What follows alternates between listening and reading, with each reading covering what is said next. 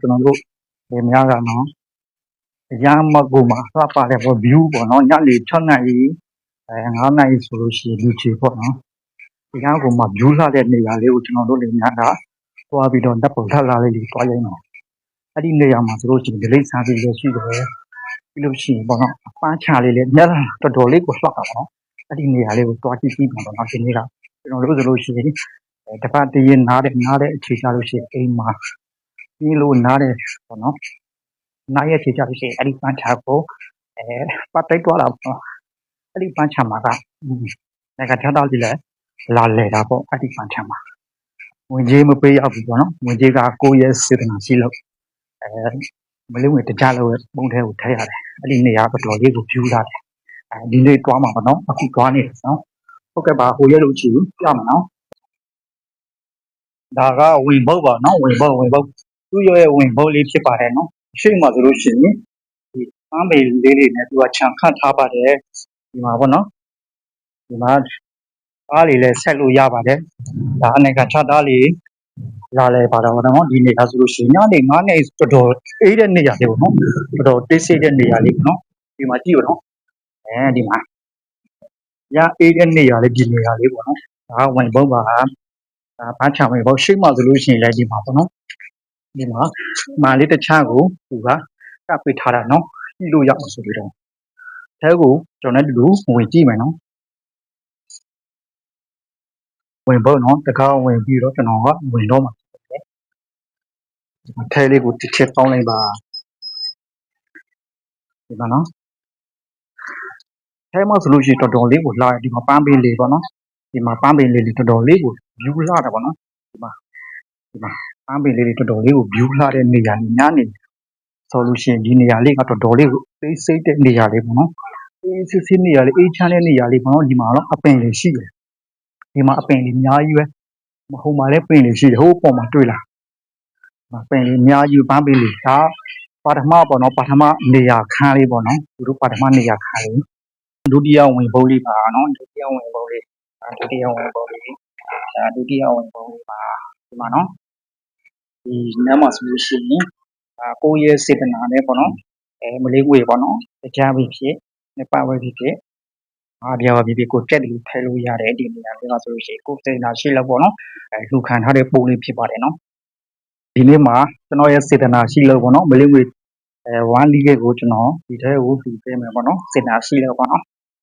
သူ့ရဲ့ဝင်ဘုံမှာဆိုလို့ရှိရင်ဒီမှာပေါ့နော်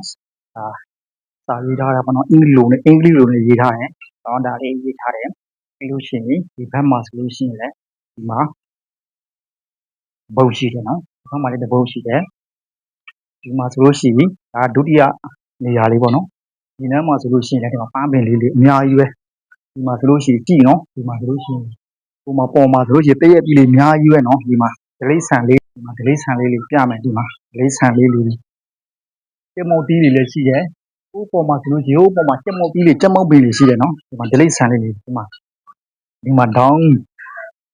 ဒီမှာဒေါင်းလေးပေါ့နော်ဒေါင်းဒီထက်ဒေါင်းကုံကြီး3ကုံရှိသေးတယ်ဘယ်နဲ့မှမကြည့်ဘူးသူတို့ခိုးနေတာပါဒါရိုးဒေါင်းပေါ့နော်ဒါငုံဒီမှာဒေါင်းပေါ့နော်ဒေါင်းမလေးပြီးလို့ရှိသေးတဲ့နေရာဒါကျမုတ်ပဲတွေ့လားဒီမှာကျမုတ်ပဲဒါကျမုတ်ကြီးနီးလေးပဲဒါကျမုတ်ပဲဟိုမှာအများကြီးပဲကျမုတ်ကြီးတွေနောက်မှဆိုလို့ရှိရင်ဒီမှာပန်းပင်လေးရှိတယ်ဒီနောက်မှဆိုလို့ရှိရင်ပန်းပင်လေးရှိတယ်ဒီမှာမူးစီရွက်ကြီးပေါ့နော်ဒါဆေးဖန်းဝယ်တဲ့မူးစီရွက်ဒီမှာမူးစီရွက်ပင်ပြီးလို့ရှိရင်ဒါနေချာပန်းပင်လေးလည်းရှိတယ်ဒီဘက်မှာနေချာပန်းပင်လေးလည်းရှိတယ်ပြီးလို့ရှိရင်ဒီမှာငပြောင်းပင်လေးလည်းရှိတယ်သူ့နေရာမှာဆိုလို့ရှိရင်ဒါဆိုလို့ရှိရင်သူ့နေကခြားထားလေးလာကစားထားတဲ့ကလေးဆော့စရာကားလေးလည်းရှိတာပေါ့ဒီနေရာမှာဆိုရှင်ဒီနေရာမှာဆိုရှင်ကိုကအေးဆေးနဲ့ဝယ်လာပြီးတော့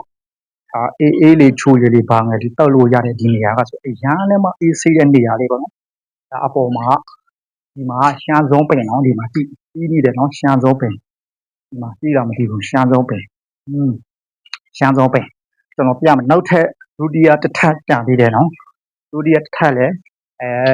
ဒီကားနဲ့ဝင်ရတယ်နော်ဒီမှာအောက်မှာဆိုရှင်တန်စကားလေးကာတာတဲ့အမြင့်ကလှဒီမှာကျက်ဒီမှာတောင်းကျဲလည်းရှိတယ်နော်ဒီမှာတောင်းကျဲဒီမှာကျက်တောင်းကျဲလည်းရှိတယ် နေရာလေသွားဆိုလို့ရှိရင်အရန်ကိုပါအေးဆေးတဲ့နေရာလေး view လှတဲ့နေရာလေးဒီအချမ်းလေးကိုကျွန်တော်တော်တော်လေးကိုသဘောကျတယ်နော်ဆင်ထားတဲ့ခြံပေါ်မှာလည်းအရန်ကိုမှလည်းကောင်းတယ်ဘလို့ဆင်ထားတယ်ဆိုလို့သူ့အားမနော်ဒီခြံရဲ့လက်ပန်းမူရဲ့မီးနဲ့အရေကဆိုလို့ရှိရင်သူကဟိုဟာနဲ့ဆင်ထားတာပေါ့နော်ကျွန်တော်တို့မီးကဆိုလို့ရှိရင်သူကဆိုလို့ရှိရင်ဆိုလာဗလားနဲ့ဆင်ထားတယ်ဟိုပေါ်မှာရှိတယ်ကျွန်တော်ပြမယ်နော်အဲ့ဒီဆိုလာဗလားနဲ့မီးယူပြီးတော့ဆင်ထားတယ်ဒီတစ်ချံလုံးကိုရေရုံမီးရောပေါ့နော်သူကအဲ့လိုဆင်ထားတယ်ဟိုမှာတွေ့လားဟိုမှာဒန်ကလုံဒီအများကြီးပဲဒီမှာဒန်ကလုံဒီဒန်ကလုံပဲရှိတယ်နော်ဒါဒုတိယအထလေးမှာပေါ့နော်အရာကိုမှအစီတဲ့နေရာအဲဒီမှာတွေ့လားဒီမှာနေကခြားသားလေးသူတို့လူမျိုးလေးပေါ့နော်သူ့သူချင်းနေကခြားသားလေးဒီနေ့ကစုံရှိတယ်လို့မလာဘူးပန်းပင်လေးတွေ့လားဒီဘက်မှာပန်းပင်လေးဒီမှာအရာကိုမှနေရဘယ်ကိုရောက်နေတယ်ဆိုလို့ချင်းကျွန်တော်တို့ရွာကိုရောက်နေတယ်လို့မျိုးခံစားရတယ်ဒီနေရာကိုယ့်ရဲ့စိတ်ကိုတည်ညူးတည်ညူးတဲ့နေရာလေးပေါ့နော်ဒီမှာတွေ့တာဒီမှာနောက်ထပ်တဲ့နေရာပေါ့နော်နောက်ထပ်အခန်းပေါ့နော်ဒီတစ်ခန်းဒီမှာအကြံပင်တွေ့လားဒီမှာဒန်ကလိုပင်ဒါပင်လေဒီမှာဒါဒုတိယတစ်ထပ်ပေါ့နော်ဒုတိယတစ်ထပ်ဒီမှာထိုင်ခုံလေးတွေရှိတယ်ဒီမှာဆိုလို့ရှိရင်ရေပန်းလေးရှိတယ်နော်ဒီမှာရေပန်းလေးရှိတယ်ဒီဘက်မှာဆိုလို့ရှိရင်ပန်းတန်းရှိတယ်ဒီမှာတွေ့လားပန်းတန်းရှိတယ်ဒီဘက်မှာရေတန်းရှိတယ်ဒီမှာရေရှိတယ်အပေါ်မှာဆိုလို့ရှိရင်ကျွန်တော်ပြမယ်နော်ဒီမှာဒီလက်ခဏဝင်ကြီးကျွန်တော်ပြမယ်ဒီမှာဒီလက်ခဏဝင်ပြဒါဘဲပင်းလေးစိုက်ပြိုးထားတာပေါ့နော်ဒီမှာဘာပင်လဲဆိုရှိတာရုပ်တူဒီပင်နော်ဘင်းပင်ကြည့်နော်လူတဲ့ကြီးသေးတယ်ရုပ်တူဒီပင်ဟိုမှာဂွေးဒီပင်တွေ့လားဂွေးဒီတွေအများကြီးပဲတင်းနေတာဟိုမှာတင်ပေါ်ဒီပင်ဟိုမှာတင်ပေါ်ဒီတွေအများကြီးပဲဒီမှာအရေလိုင်းသူတို့ကဘယ်လိုဆင်ထားရဲဆိုဒါရေလိုင်းပေါ့နော်သူကရေဟိုကလည်းဆိုလာနဲ့ဆင်ထားတယ်ဒါဆိုလို့ရှိရင်ရေပိုက်ဆိုလာနဲ့ဆင်ထားတာဒါဒီဘက်မှာတုံကုန်ဟိုဘက်မှာအေပေါ့နော်ဟိုဘက်မှာညနေ9နိုင်6နိုင်ဆိုလို့ရှိရင်တော်တော်လေးကိုအေးချမ်းတဲ့နေရာလေးပေါ့နော်9နိုင်ဆိုဒီချမ်းပြိတ်လိုက်တယ်နော်9နိုင်ဆိုဒီချမ်းပြိတ်လိုက်တယ်ဒီမှာဆိုလာဗလားနဲ့ဆင်ထားတာတွေ့လားဒါမှဆိုလာနဲ့ဆင်ထားတယ်သူအချမ်းထန်လုံးမီးကိုဆိုလာနဲ့ဆင်ထားတယ်ဒီအောက်မှာဒလိတ်ဆန်ဒီမှာလိတ်တွေ့လားဟိုမှာလေးတကောင်တွေ့လားအဲ့ဒီလေးလည်းရှိရဂုံကြီးပဲနော်ဟိုမှာဒီချာကြည့်လေးကျွန်တော်ကဟိုးတောင်ပုံကိုသွားမှာဒီနေရာကိုသွားမှာဒီမှာဒီနေ့မှလည်းဓာတ်ပုံလေးရိုက်လို့ရတယ်ဒီမှာဒီပေါ်မှာရွာကိုရုပ်ရည်တယ်လို့ပြောတခါကျကိုယ့်ရဲ့အိမ်ထဲမှာနေများလို့ရှိရင်ပေါ့နော်ဘယ်လိုပြောမလဲဆိုလို့ရှိရင်နေများရှိသွားစရာလည်းမရှိဘူးအေးစစ်စစ်နေရာလေးကိုသွားလာချင်တယ်ဆိုလို့ရှိရင်ဒီနေရာလေးကိုလာခဲ့ဒီထမ်းမှာဆိုလို့ရှိရင်ဒီမှာအော်ဒီပြေတုံးတွေအများကြီးပဲကိုယ့်ထဲမှာအိမ်သာရှိတယ်ဒီမှာကျွန်တော်ပြမယ်ဒါအော်ဒီပြေဟောဒီထမ်းမှာဒီမှာတွေ့လားဒီမှာအော်ဒီပြေတော့အော်ဒီပြေဒီမှာအော်ဒီပြေတုံးရှိတယ်ဒီထမ်းမှာအိမ်သာရှိတယ်နော်အိမ်သာဒီမှာတွေ့လားအိမ်သာဒီဘက်မှာအိမ်သာဒီလိုမျိုးခြံလေးနဲ့ပန်းပင်လေးနဲ့အော်ဒီပြေလေးနဲ့သူကခက်ထားတာပေါ့နော်ကျွန်တော်ဟိုတုံပုံသွားမှာအဲ့ဒီတုံပုံပြမှာနော်ဒီမှာကြည့်ဒီစီတဲ့နေရာအော်ဒီပြေဘန်အများကြီးပဲနော်ဟိုမှာအော်ဒီပြေဘန်လေးအများကြီးပဲဒီနားမှာဆိုလို့ရှိရင်ဒီမှာသိပါလားဒီမှာတွေ့ပါလားဒါကျွန်တော်ကမလေးကဒီမှာဒီတော်လေးပါလေးဆောင်းနေပြီဒီမှာရောက်တာ ਨੇ အရန်လှတဲ့အေးစီတဲ့နေရာလေးပေါ့နော်အေးစီတဲ့နေရာလေးပေါ့ဒီမှာရဟကမှအေးစီတဲ့ဒီမှာဟိုမှာ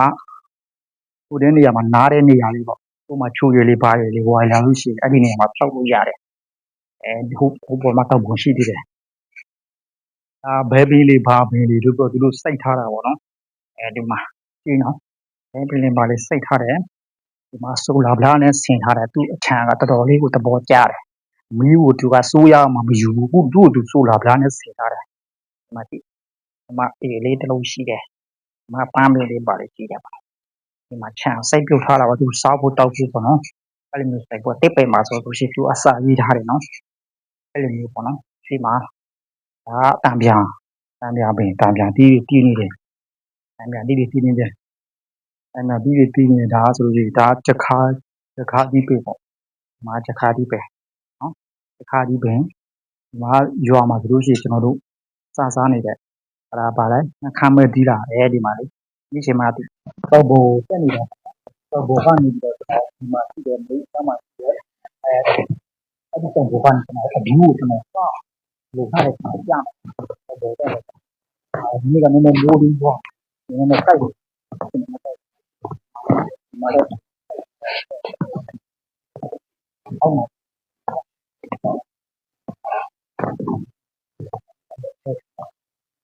ဒီမှာ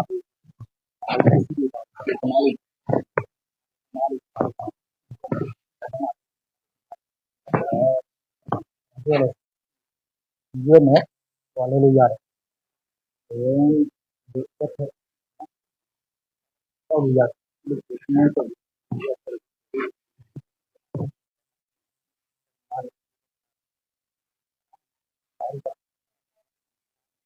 အဲ့လောက်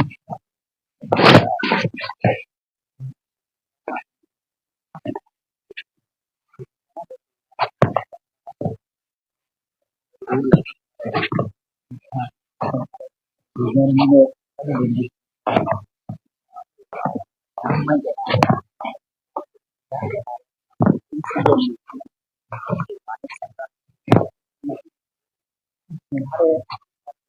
လာဝယ်ပဲလာငါးချမ်းပဲကျတော့အဲ့ဒီနဲ့ဆန်တော့ကိုယုံပြီးတော့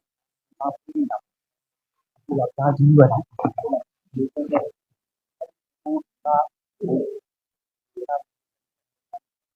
တော့ရလာတယ်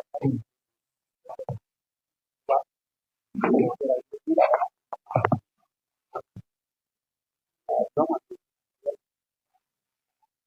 ဒါကြီးဟာပေါ့တော့ဒီလာပြန်လို့ပါတယ်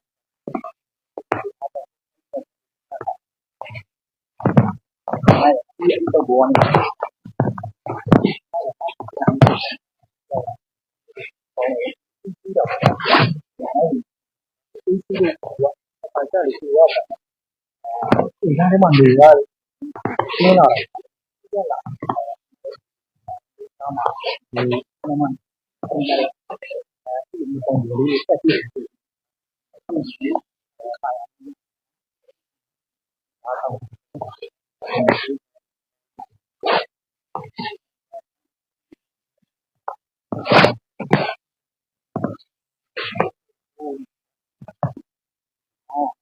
ဟုတ်တယ်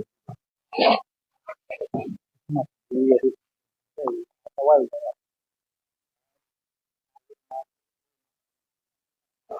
ဒီလိုဒီတော့နေပေါ့ဒီဆိုးတာအဲဒီရောပုံနေတယ်ဒီမှာတွေ့လားဒီမှာတွေ့လား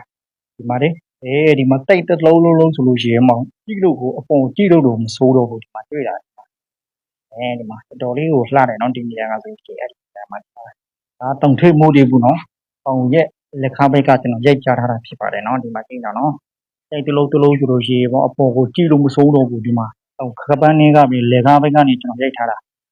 ဒီကြည့်ဆိုလို့ရှိရင်ဒီနေရာကဒီအရာကိုမှလည်း view လှတဲ့နေရာလေးပါနော်ဒီခြံပါထဲမှာဆိုလို့ရှိရင်အရာကိုမှ view လှတဲ့နေရာလေးပေါ့နော်အရာမှလည်းကျင်းနူးတဲ့နေရာလေးဒီဘက်မှာဆိုလို့ရှိရင်ဒီမှာဟိုအပင်ပေါ့နော်ကျွန်တော်တို့ဟိုပေါ့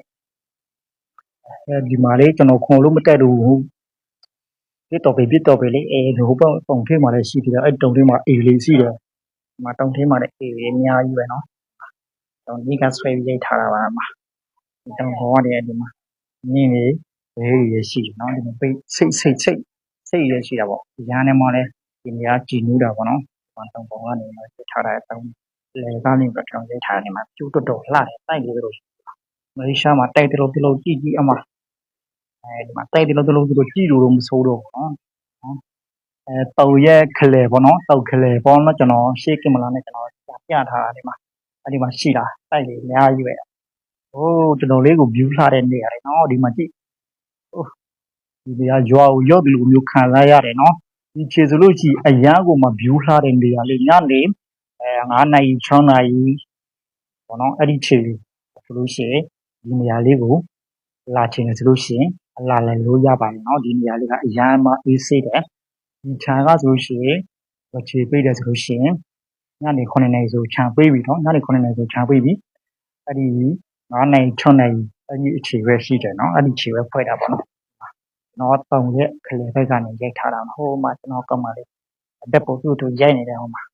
တွေ့လားဒီနေ့မှာလော့လာနေပေါ့ကိုပမာပီတာလေးပြီးလို့ရှိလာလဲလို့ရတာပေါ့ရန်ကနေမှအေးစေးတယ်မှာအေးစေးတဲ့နေရာလေးပေါ့နော်ရွာကိုရောက်တယ်လို့တွေ့ရမ်းမိုက်ရတယ်မှာနော်ရမ်းမိုက်တာဒီနေရာလေးကဆိုနော်ဒီနောက်ဖက်မှာလဲဆိုရှင်လဲဟိုမှာတီတီတူတို့တွေဆင်လာတာခုနအဲ့ဒီရေဘုံနဲ့ရေတင်တယ်ပြီးလို့ရှိရင်အဲ့ဒီရေကိုအောက်ကိုပြန်ချတာပေါ့နော်ခုနကျွန်တော်ပြောသလိုမျိုးပဲသူကဆိုလာနဲ့ဆင်ထားတာရင်းနေမိတယ်ဆိုလို့ရှိရင်ရမ်းကိုမှလည်းကောင်းတယ်ဟုတ်ကဲ့ပါအဲ့လိုကိုမင်္ဂလာပါပြတဲ့အခြေပေါ့နော်ပြန်ပြီးခုဆိုရှင်ပြန်တော့ဒီရောက်လို့ရှိရင်မွေးကချက်ရအောင်မှာမွေးကချက်စားမအေးလို့ရှိရင်ဟောကောင်မလေးကောက်ယူလက်နေတယ်ဟုတ်ကဲ့ပါအဲ့လိုကိုမင်္ဂလာပါဘိုင်ဘိုင်